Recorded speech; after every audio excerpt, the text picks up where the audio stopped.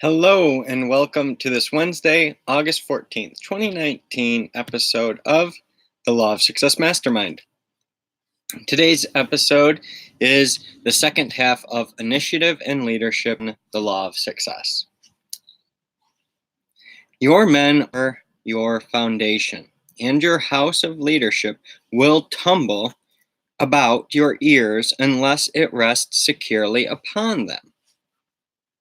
Finally, you will give of your own slender financial resources. You will frequently spend your own money to conserve the health and well being of your men or to assist them when in trouble.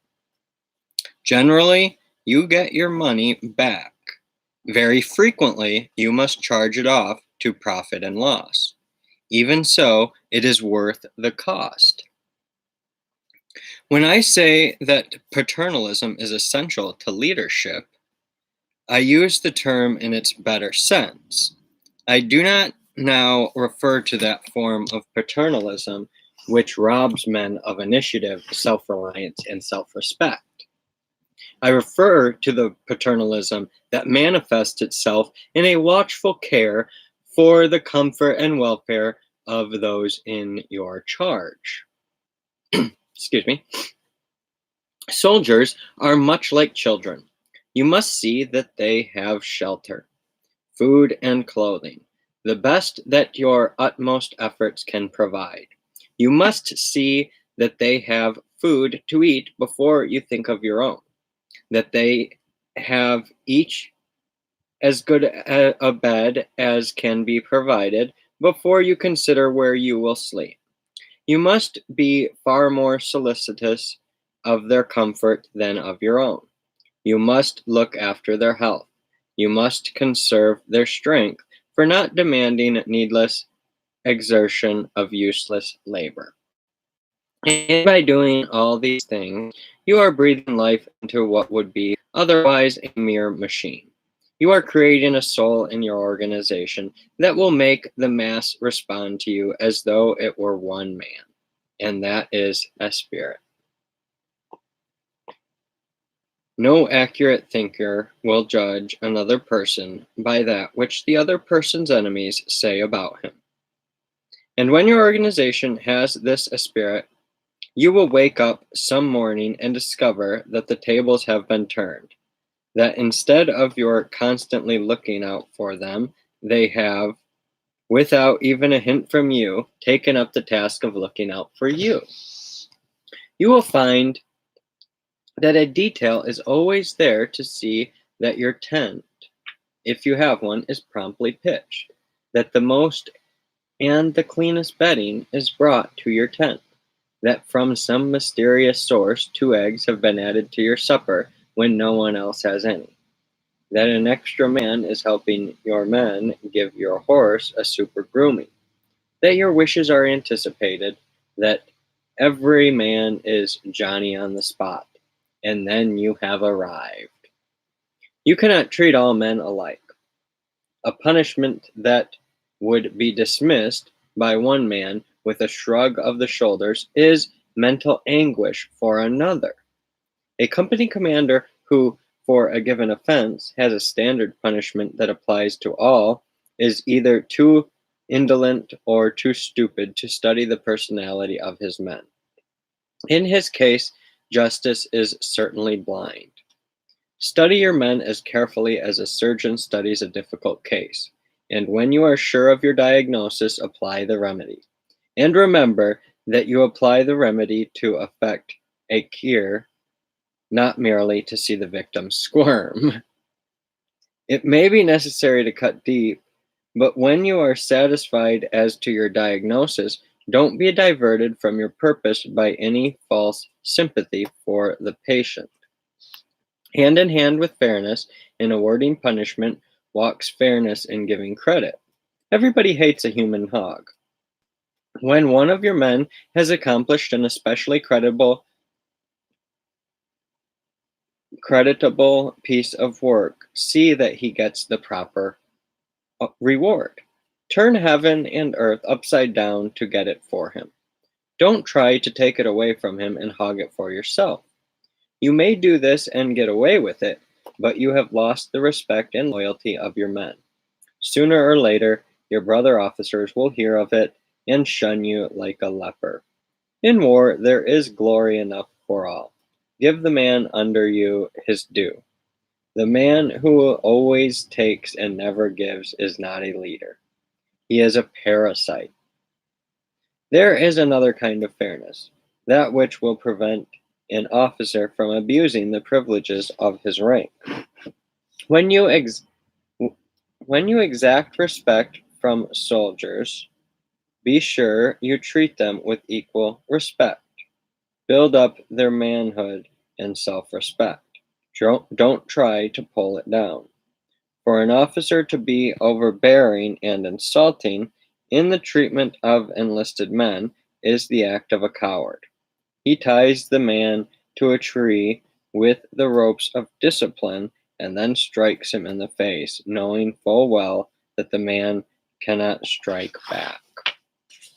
Consideration, courtesy, and respect from officers toward enlisted men are not incompatible with discipline. They are parts of our discipline. Without initiative and decision, no man can expect to lead. In maneuvers, you will frequently see when an emergency arises, certain men calmly give instant orders, which later, on analysis, prove to be, if not exactly the right thing, very nearly the right thing to have done. You will see other men in emergency become badly rattled. Their brains refuse to work, or they give a hasty order, revoke it, give another, revoke that. In short, show every indication of being in a blue funk. Regarding the first man, you may say, that man is a genius. He hasn't had time to reason this thing out. He acts intuitively. Forget it. Genius is merely the capacity for taking infinite pains. The man who was ready is the man who has prepared himself. He has studied beforehand the possible situations that might arise. He has made tentative plans covering such situations. When he is confronted by the emergency, he is ready to meet it. He must have sufficient mental alertness to appreciate the problem that confronts him and the power of quick reasoning to determine that changes are necessary in his already formulated plan. He must also have the decision to order the execution and stick to his orders. Any reasonable order in an emergency is better than no order. The situation is there. Meet it. It is better to do something and do the wrong thing than to hesitate, hunt around for the right thing to do, and wind up by doing nothing at all. And having decided on a line of action, stick to it. Don't vacillate. Men have no confidence in an officer who doesn't know his own mind.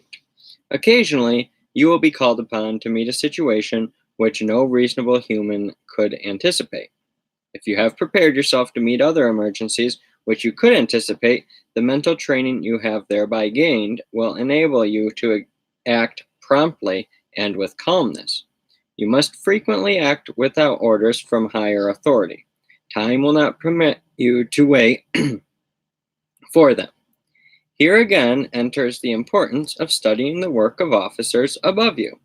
If you have a comprehensive grasp of the entire situation and can form an idea of the general plan of your superiors, that and your previous emergency training will enable you to determine that the responsibility is yours and to issue the necessary orders without delay. The element of personal dignity is important in military leadership. Be the friend of your men, but do not become their intimate. Your men should stand in awe of you, not fear. If your men presume to become familiar, it is your fault and not theirs. Your actions have encouraged them to do so. And above all things, don't cheapen yourself by courting their friendship or currying their favor. They will despise you for it. If you are worthy of their loyalty and respect and devotion, they will surely give all these without asking. If you are not, nothing that can do will win them. If you are not, nothing that you can do will win them.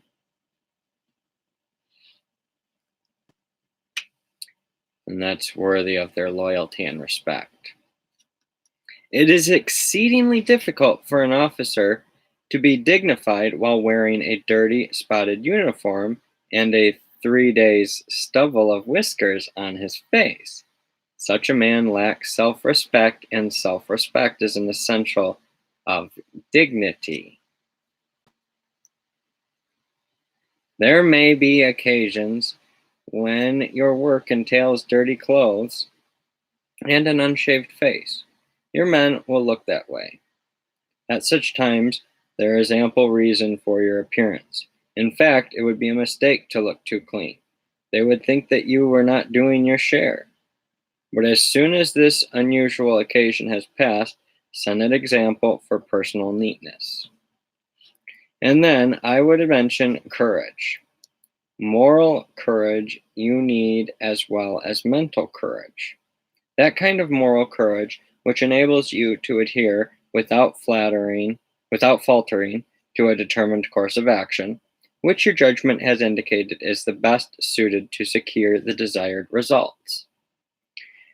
You will find many times, especially in action, that after having issued your orders to do a certain thing, you will be beset by misgivings and doubts. You will see or think you see other and better means for accomplishing the object sought. You will be strongly tempted to change your orders. Don't do it until it is clearly manifested that your first orders were radically wrong. For if you do, you will be again worried by doubts as to the efficacy of your second orders. Every time you change your orders without obvious reason, you weaken your authority and impair the confidence of your men. Have the moral courage to stand by your order and see it through.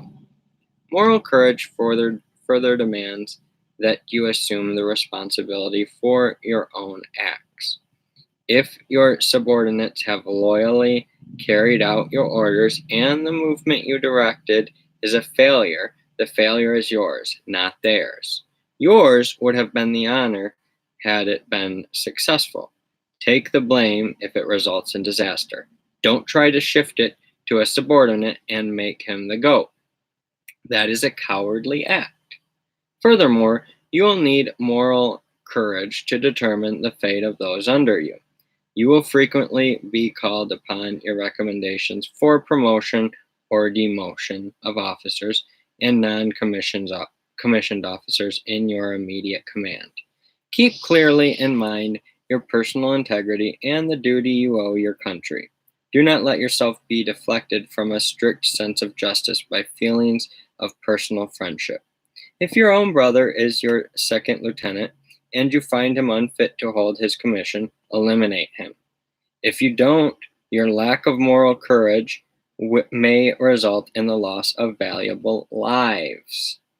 If, on the other hand, you are called upon for a recommendation concerning a man whom, for personal reasons, you thoroughly dislike, do not fail to do him full justice. Remember that your aim is the general good, not the satisfaction of an individual grudge. There is something wrong about the man whose wife and children do not greet him affectionately on his homecoming. I am taking it for granted that you have physical courage. I need not tell you how necessary that is. Courage is more than bravery. Bravery is fearlessness, the absence of fear. The merest dolt may be brave because he lacks the mentality to appreciate his danger. He doesn't know enough to be afraid. Courage, however, is that firmness of spirit, that moral backbone, which, while fully appreciating the danger involved, nevertheless goes on with the undertaking. Bravery is physical. Courage is mental and moral. You may be cold all over. Your hands may tremble. Your legs may quake. Your knees be ready to give away. That is fear. If nevertheless you go forward, if in spite of this physical defection you continue to lead your men against the enemy, you have courage. The physical manifestations of fear will pass away. You may never experience them but once. They are the buck fever of the hunter who tries to shoot his first deer. You must not give way to them. A number of years ago, while taking a course in demolitions, the class of which I was a member was handling dynamite. The instructor said, regarding its manipulation, "I must caution you gentlemen to be careful in the use of these explosives. One man has but one accident, and so I would caution you. If you give way to fear that will doubtless beset you in your first action, if you show the white feather, if you let your men go forward while you hunt a shell crater, you will never again have the opportunity of leading those men. Use judgment in calling on your men for displays of physical courage or bravery. Don't ask any man to go where you would not go yourself. If your common sense tells you that the place is too dangerous for you to venture into, then it is too dangerous for him. You know his life is as valuable to him as yours is to you. Occasionally, some of your men must be exposed to danger which you cannot share. A message must be taken across a fire-swept zone. You call for volunteers. If your men know you and know that you are right, you will never lack volunteers, for they will know your heart is in your work, that you are giving your country the best you have, that you would willingly carry the message yourself if you could. Your example and enthusiasm will have inspired them. And lastly, if you aspire to leadership, I would urge you to study men. Get under their skins and find out what is inside. Some men are quite different from what they appear to be on the surface. Determine the workings of their mind. Much of General Robert E. Lee's success as a leader may be ascribed to his ability as a psychologist. He knew most of his opponents from West Point days, knew the workings of their minds, and he believed that they would do certain things under certain circumstances. In nearly every case, he was able to anticipate their movements and block the execution. You cannot know your opponent in this war in the same way, but you can know your own men. You can study each to determine wherein lies his strength and his weakness, which men can be relied upon to the last gasp and which cannot. Know your men. Know your business. Know yourself. In all literature, you will not find a better description of leadership than this. Apply it to yourself, or to your business, or to your profession, or to the place where you are employed, and you will observe how well it serves as your guide. Major Bach's address is one that might well be delivered to every boy and girl who graduates in high school. It might well be delivered to every college graduate. It might well become the book of rules for every man who is placed in a position of leadership over other men, no matter in what calling, business, or profession. In Lesson 1, you learned the value of a definite chief aim. Let it be here emphasized that your aim must be active and not passive. A definite aim will never be anything else but a mere wish unless you become a person of initiative and aggressively and persistently pursue that aim until it has been fulfilled. You can get nowhere without persistence, a fact which cannot be too often repeated. The difference between persistence and lack of it is the same as the difference between wishing for a thing and positively determining to get it. To become a person of initiative, you must form the habit of aggressively and persistently following the object of your definite chief aim until you acquire it, whether this requires 1 year or 20 years. You might as well have no definite chief aim as to have such an aim without continuous effort to achieve it. You are not making the most of this course if you do not take some step each day that brings you near realization of your definite chief aim. Do not fool yourself or permit yourself to be misled to believe that the object of your definite chief aim will materialize if you only wait. The materialization will come through your own determination, backed by your own carefully laid plans and your own initiative in putting those plans into action, or it will not come at all. One of the major requisites for leadership is the power of quick, firm decision. Analysis of more than 16,000 people disclosed the fact that leaders are always men of ready decision, even in matters of small importance, while the follower is never a person of quick decision. This is worth remembering. The follower, in whatever walk of life you find him, is a man who seldom knows what he wants. He vacillates, procrastinates, and actually refuses to reach a decision, even in matters of the smallest importance, unless a leader induces him to do so. To know that the majority of people cannot and will not reach decisions quickly, if at all, is of great help to the leader who knows what he wants and has a plan for getting it. Here it will be observed how closely allied are the two laws covered by Lesson 1 and this lesson. The leader not only works with a definite chief aim, but he has a very definite plan for attaining the object of that aim. It will be seen also that the law of self-confidence becomes an important part of the working equipment of the leader. The chief reason why the follower does not reach decisions is that he lacks the self-confidence to do so. Every leader makes use of the law of a definite purpose, the law of self-confidence, and the law of initiative in leadership. And if he is an outstanding, successful leader, he makes use also of the laws of imagination, enthusiasm, self-control, pleasing personality, accurate thinking, concentration, and tolerance. Without the combined use of all of these laws, no one may become a really great leader.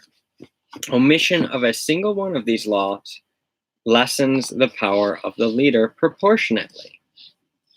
So I'll repeat those. They are: every leader makes use.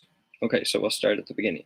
The chief reason why the follower does not reach decisions is that he lacks the self-confidence to do so.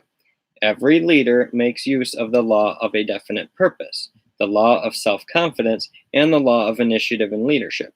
And if he is an outstanding, successful leader, he makes use also of the laws of imagination, enthusiasm, self-control, pleasing personality, accurate thinking, concentration, and tolerance.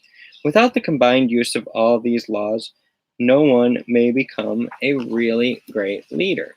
Omission of a single one of these laws lessens the power of the leader proportionately. A salesman for the LaSalle Extension University called on a real estate dealer in a small western town for the purpose of trying to sell the real estate man a course in salesmanship and business management. When the salesman arrived at the prospective student's office, he found the gentleman pecking out a letter by the two-finger method on an antiquated typewriter. The salesman introduced himself, then proceeded to state his business and describe the course he had come to sell. The real estate man listened with apparent interest. After the sales talk had been completed, the salesman hesitated, waiting for some signs of yes or no from his prospective client. Thinking that perhaps he had not made the sales talk quite strong enough, he briefly went over the merits of the course he was selling a second time. Still, there was no response from the prospective student. The salesman then asked the direct question: "If you want this course, do you not?" In a slow, drawling tone of voice, the real estate man replied, "Well, I hardly know whether I do or not."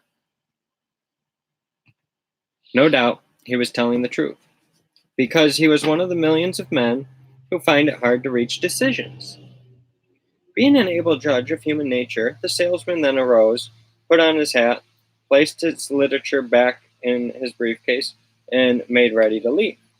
Then he resorted to tactics which were somewhat drastic and took the real estate man by surprise with this startling statement. I'm going to take it upon myself to say something to you that you will not like, but it may be of help to you.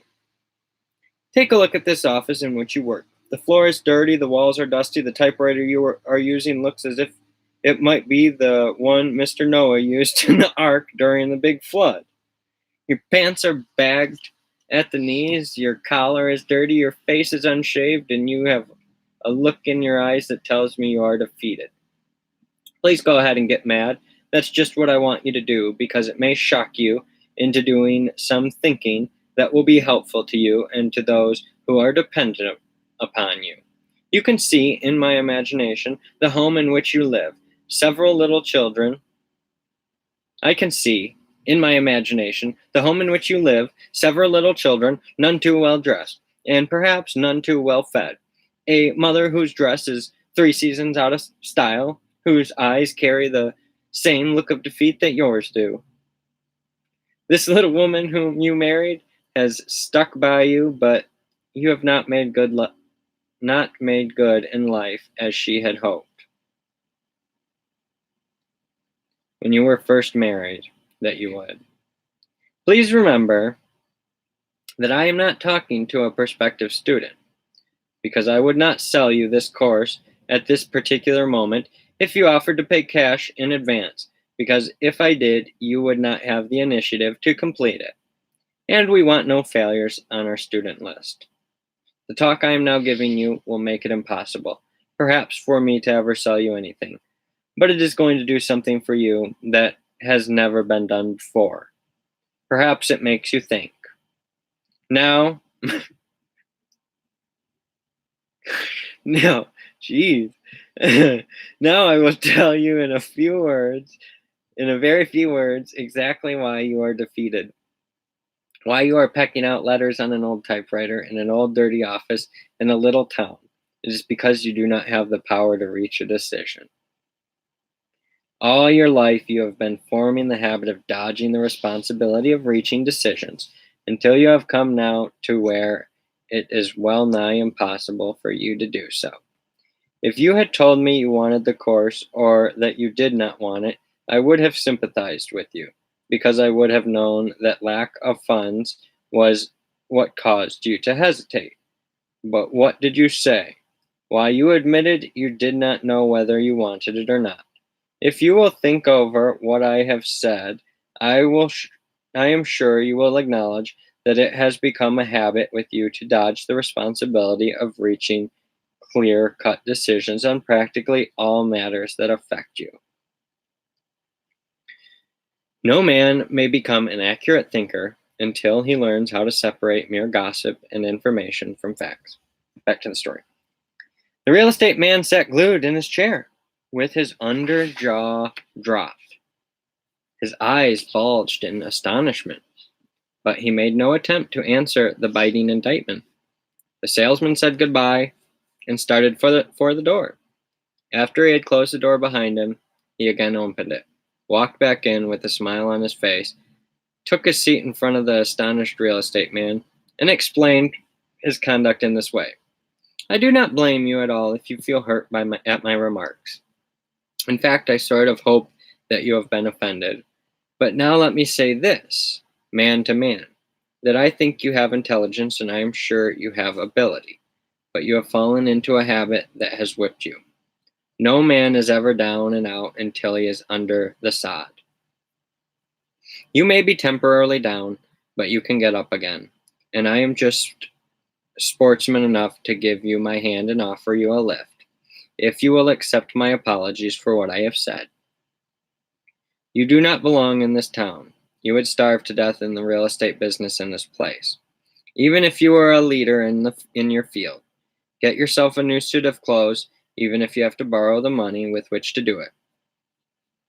Then go over to St. Louis with me, and I will introduce you to a real estate man who will give you a chance to earn some money and at the same time teach you some of the important things about this line of work that you can capitalize later on. If you haven't enough credit to get the clothes you need, I will stand good for you at a store in St. Louis where I have a charge account. I am in earnest, and my offer to help you is based upon the highest motive that can actuate a human being. I am successful in my own field, but I have not always been so. I went through just what you are now going through, but the important thing is that I went through it and got over it, with just as you are going to do if you will follow my advice. Will you come with me? The real estate man started to arise, but his legs wobbled and he sank back into his chair. Despite the fact that he was a great big fellow with rather pronounced manly qualities, known as the He-Man type, his emotions got the better of him and he actually wept. He made a second attempt and got on his feet, shook hands with the salesman, thanked him for his kindness, and said he was going to follow the advice, but he would do so in his own way.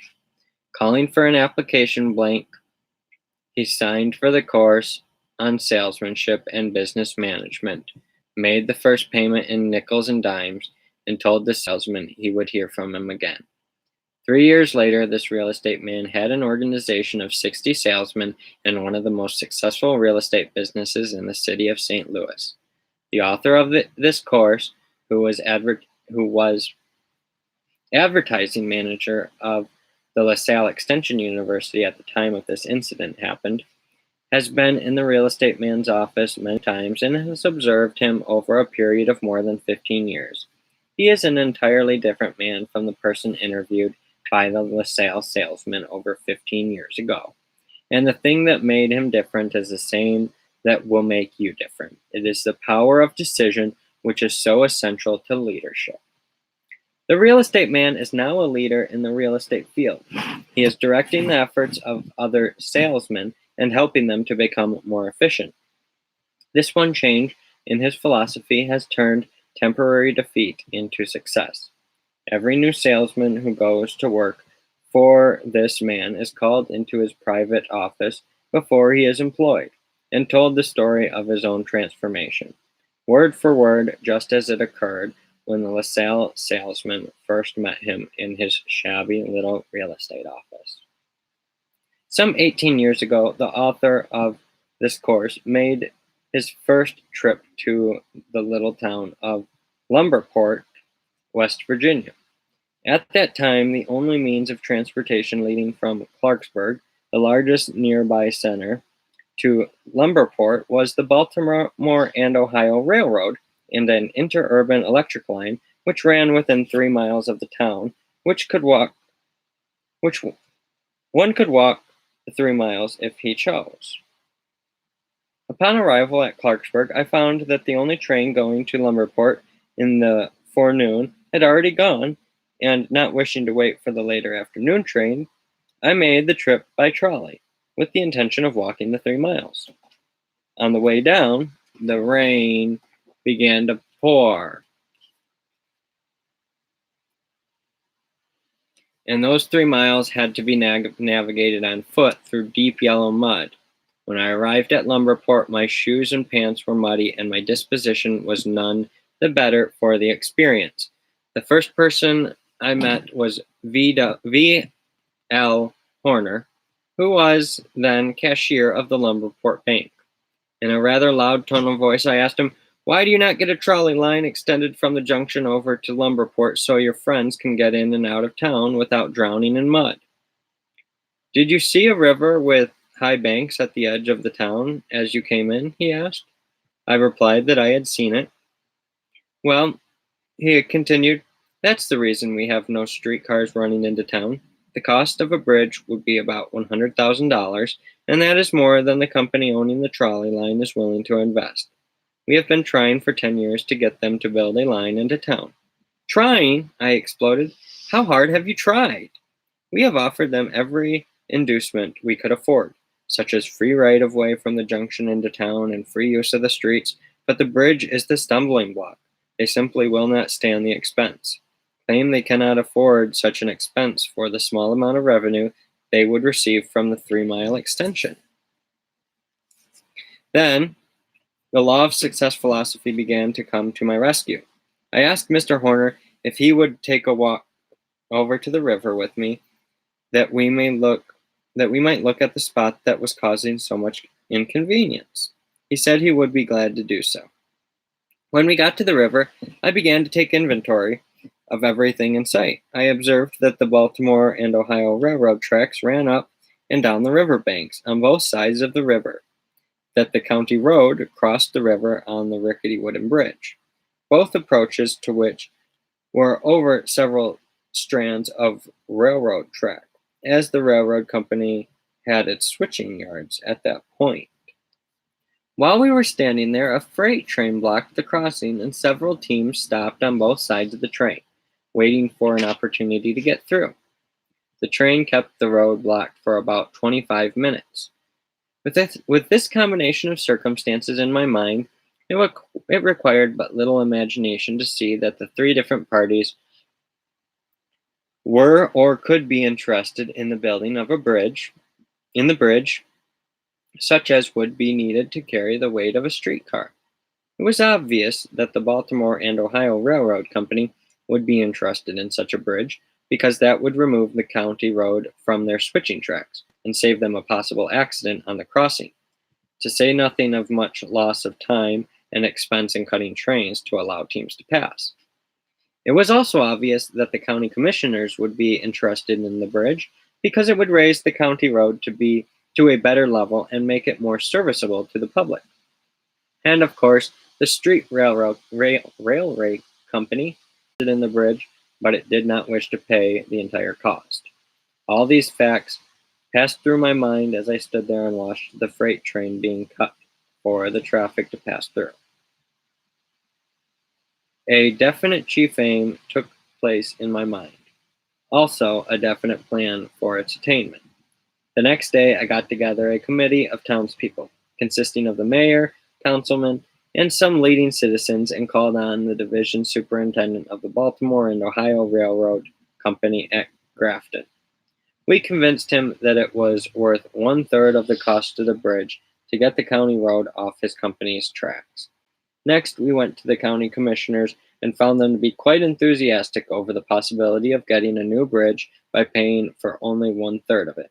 They promised to pay their one-third, providing we could arrange for the other two-thirds. We then went to the president of the traction company that owned the trolley line at Fairmont and laid before him an offer to donate all the rights of way and pay for two-thirds of the cost of the bridge, providing he would begin building the line into town promptly. We found him receptive also. Mastery of the 15 laws of success is the equivalent of an insurance policy against failure. Samuel Gompers. 3 weeks later, a contract had been signed between the Baltimore and Ohio Railroad Company, the Monongahela Valley Traction Company, and the county commissioners of Harrison County, providing for the construction of the bridge. One-third of its cost to be paid by each. 2 months later, the right-of-way was being graded and the bridge was underway. And 3 months after, the streetcars were running into Lumberport on regular schedule. This incident meant much to the town of Lumberport because it provided transportation that enabled people to get in and out of the town without undue effort. It also meant a great deal to me because it served to introduce me as one who got things done. 2 very definite advantages resulted from this transaction. The chief counsel for the traction company gave me a position as his assistant, and later on it was the means of an introduction which led to my appointment as the advertising manager of the LaSalle Extension University. Lumberport, West Virginia was then and still is a small town, and Chicago was a large city and located a considerable distance away. But news of initiative and leadership has a way of taking on wings and traveling. 4 of the 15 laws of success were combined in the transaction described, namely, a definite chief aim, self-confidence, imagination, and initiative and leadership. The law of doing more than paid for also entered somewhat into the transaction because I was not offered anything and, in fact, did not expect pay for what I did. To be perfectly frank, I appointed myself to the job of getting the bridge built more as a sort of challenge to those who said it could not be done than I did with the expectation of getting paid for it.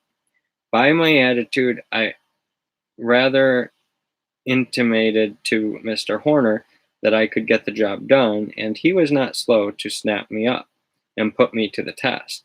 It may be helpful to call attention here to the part which imagination played in this transaction. For 10 years, the townspeople of Lumberport had been trying to get a streetcar line built into town. It must not be concluded that the town was without men of ability, because that would be inaccurate. In fact, there were many men of ability in the town, but they had been making the mistake which is commonly made by us all, of trying to solve their problem through one single source, whereas there were actually three sources of solution available to them. $100,000 was too much for one company to assume for the construction of the bridge, but when the cost was distributed between three interested parties, the amount to be borne by each was more reasonable. The question might be asked, why did not some of the local townsmen think of this three-way solution? In the first place, they were so close to their problem that they failed to take a perspective, bird's eye view of it, which would have suggested the solution. This also is a common mistake, and one that is always avoided by great leaders. In the second place, these townspeople had never before coordinated their efforts or worked as an organized group with the sole purpose in mind of finding a way to get a streetcar line built into town. This also is another common error made by men in all walks of life, that of failure to work in unison, in a thorough spirit of cooperation. I, being an outsider, had less difficulty in getting cooperative action than one of their own group might have had. Too often there is a spirit of selfishness in small communities which prompts each individual to think that his idea should prevail. It is an important part of the leader's responsibility to induce people to subordinate their own ideas and interests for the good of the whole, and this applies to matters of civic, business, social, political, financial, or industrial nature. Success, no matter what may be one's conception of that term, is nearly always a question of one's ability to get others to subordinate their own individualities and follow a leader. The leader who has the personality and the imagination to induce his followers to accept his plans and carry them out faithfully is always an able leader. Time is the mighty hand that rocks the eternal cradle of progress and nurses struggling humanity through that period which man needs protection against his own ignorance.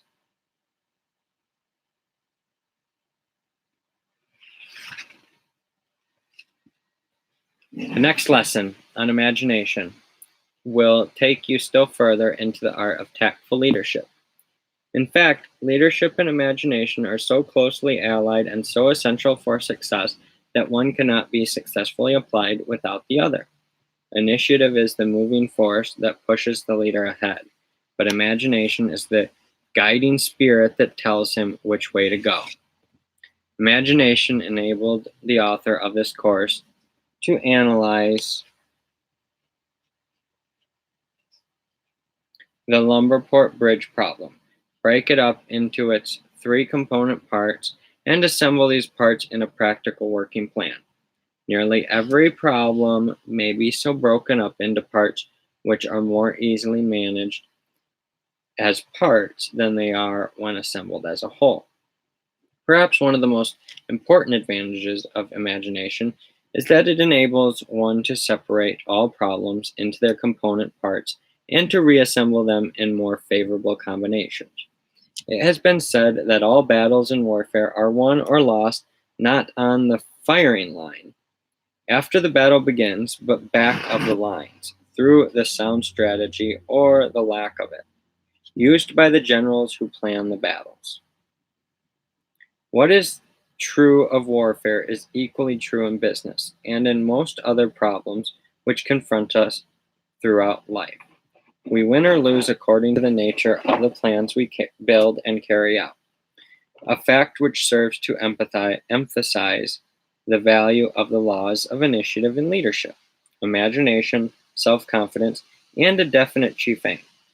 With the intelligent use of these four laws, one may build plans for any purpose whatsoever, which cannot be defeated by any person or group of persons who do not employ or understand these laws.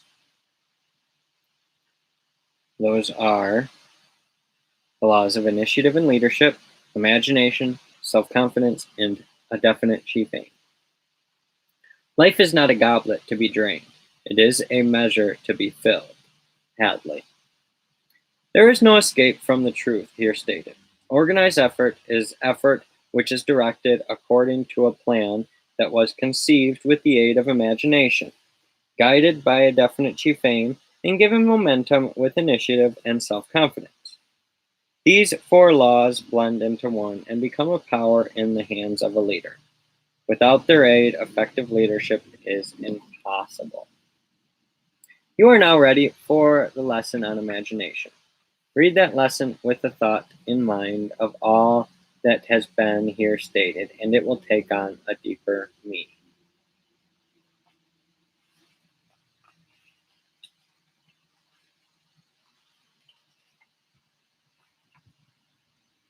Intolerance. And after the lesson, visit with the author. If you must give expression to prejudice and hatred and intolerance, do not speak it, but write it. Write it in the sands near the water's edge. When the dawn of intelligence shall spread over the eastern horizon of human progress, and ignorance of superstition shall have left their last footprints on the sands of time, it will be recorded in the last chapter of the book of man's crimes that his most grievous sin was that of intolerance. The bitterest intolerance grows out of religious, racial, and economic prejudices and differences of opinion.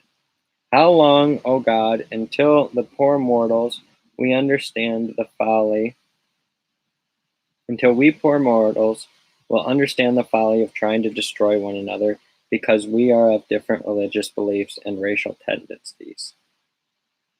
Our allotted time on this earth is but a fleeting moment, like a candle. We are lighted, shine for a moment, and flicker out. Why can we not learn to so live during this brief earthly visit that when the great caravan called death draws up and announces this visit completed, we will be ready to fold our tents and silently follow into the great unknown without fear and trembling? I am hoping that I will find no Jews or Gentiles, Catholics or Protestants, Germans, Englishmen, or Frenchmen when I shall have crossed the bar to the other side. I am hoping that I will find there only human souls. Brothers and sisters, all unmarked by race, creed, or color, for I shall want to be done with intolerance, so I may rest in peace throughout eternity. You will see at the top of the previous page a picture which describes the futility and combat.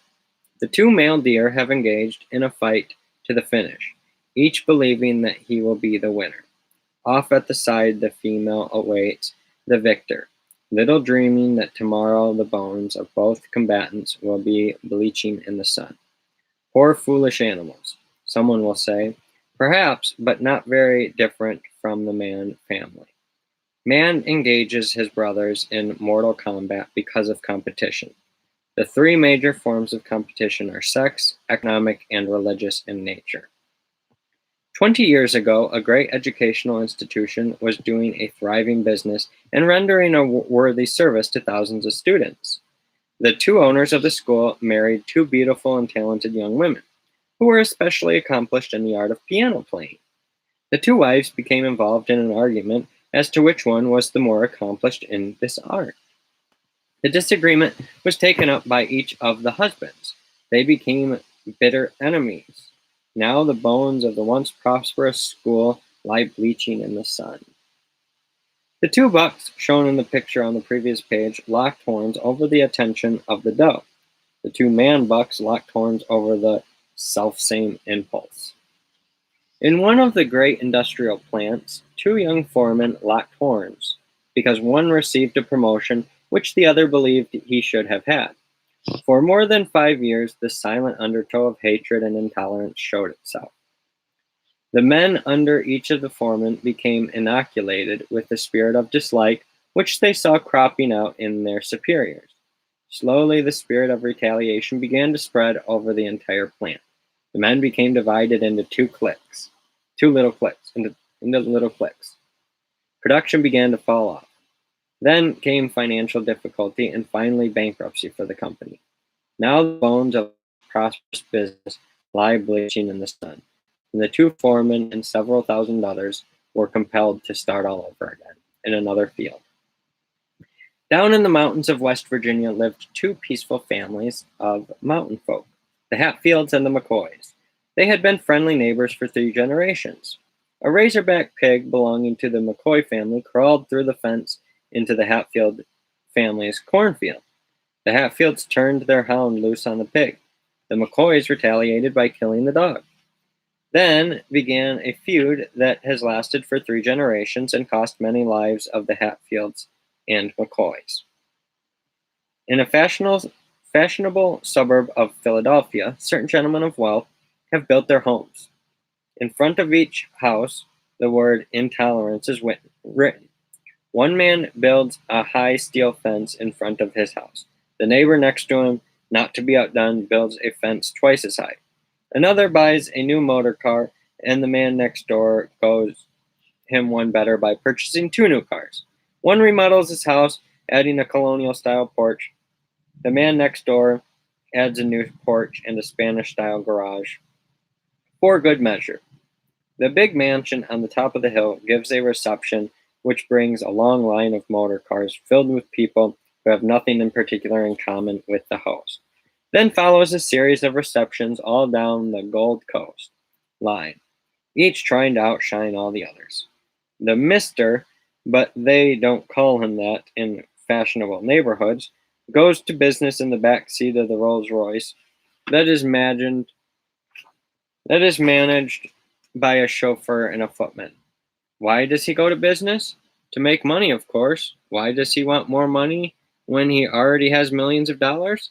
So he can keep on doing his wealthy neighbors. He can keep on outdoing his wealthy neighbors.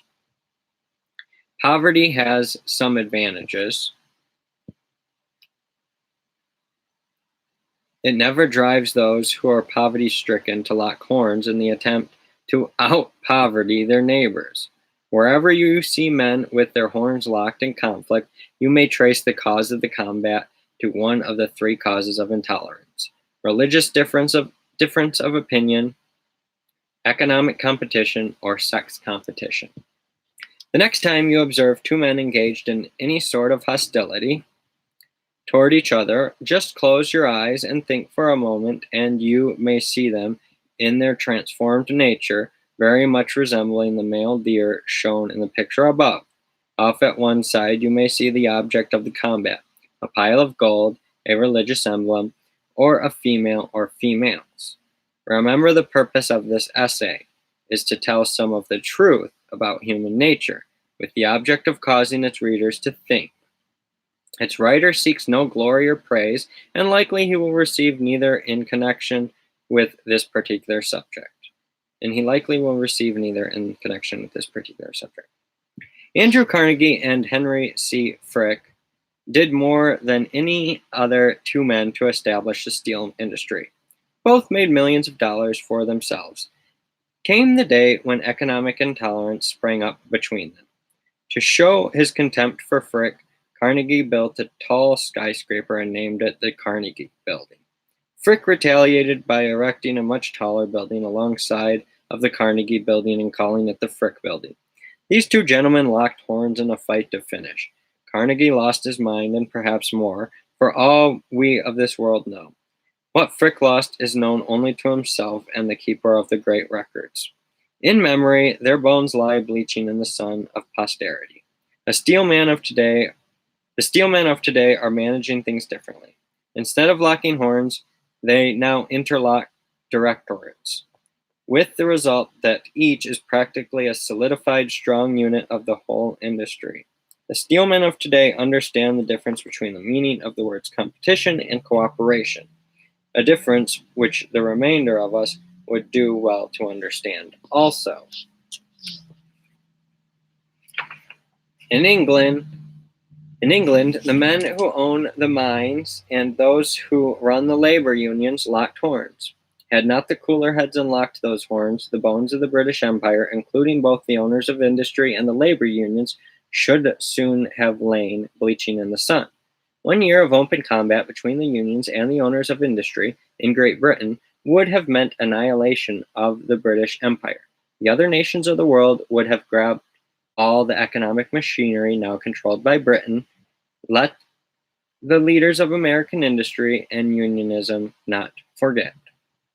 15 factors enter into the attainment of success. One of these is tolerance. The other 14 are mentioned many times in this series of lessons. Intolerance binds man's legs into the shackles of ignorance and covers his eyes with the scales of fear and superstition. Intolerance closes the book of knowledge and writes on the cover, "Open not this book again." The last word has been herein written. It is not your duty to be tolerant, it is your privilege. Remember, as you read this article, that sowing the seed of intolerance is the sole of and exclusive business of some men. All wars and all strikes and all other forms of human suffering bring profit to some. If this were not true, there would be no wars or strikes or other similar forms of hostility. In the United States today, there is a well-organized system of propaganda, the object of which is to stir strife and hostility between the owners of industry and those who work in those industries. Take another look at the picture at the beginning of this article, and you may see what will happen to all who lock horns in labor disagreements. And remember that it is always the bones of the workers and not those of the leaders of either the unions or the industries that lie bleaching in the sun after the fight is over. No one has given you an opportunity. Question: has it ever occurred to you to create opportunity for yourself? When you feel yourself preparing to lock horns with someone, remember that it will be more profitable if you lock hands instead. A warm, hearty handshake leaves no bones bleaching in the sun. Love is the only bow on life's dark cloud. It is the morning and the evening star. It shines upon the cradle of the babe and sheds its radiance upon the quiet tomb. It is the mother of art, inspirer of poet, patriot, and philosopher. It is the air and light of every heart, builder of every home, kindler of every fire on every hearth. It was the first to dream of immortality. It fills the world with melody, for music is the voice of love. Love is the magician and enchanter that changes worthless things to joy and makes right royal queens and kings and queens of common clay. It is the perfume of the wondrous flower and heart, and without the sacred passion, that divine swoon, we are less than beasts, but with it, earth is heaven, and we are gods. Ingersoll. Cultivate love for your fellow man, and you will no longer want to lock horns with him in futile combat. Love makes man his brother's keeper. Love indeed is light from heaven, a spark of that immortal fire, with angels shared by Allah given, to lift from earth our low desire. Devotion wafts the mind above, but heaven itself descends in love, a feeling from the Godhead caught, to wean from self each sordid thought. A ray of him who formed the whole, a glory circling around the soul. Byron. A call that man idle who might be better employed. I call that man idle who might be better employed. Socrates. I call that man idle who might be better employed. Yes, employment is important. Live, work, play, love, learn, pay it forward. If you want to check out what we are working on, go to inspirelansing.com. Thank you for another episode of the Law of Success Mastermind. We just finished initiative and leadership in the Law of Success, and Tomorrow we will be on persistence and Think and Grow Rich. Have a great night.